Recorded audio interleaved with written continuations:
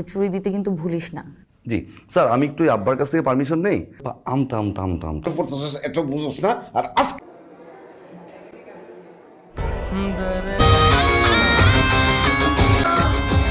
তুই কত বড় হিরো, তুই খুব ভালো করে জানিস তুই কি করছিস। ওমর তুই যা আনতে যা পোলাপান।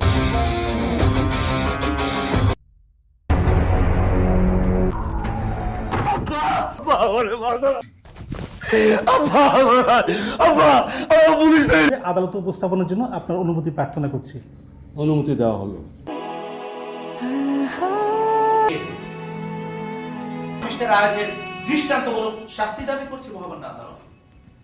মিস রিদি, আপনি কিছু বলুন, আপনার প্রেমিকের শাস্তি হয়ে যাবে। আপনি সত্য কথাটা বলুন। এটা করলি মনে কথা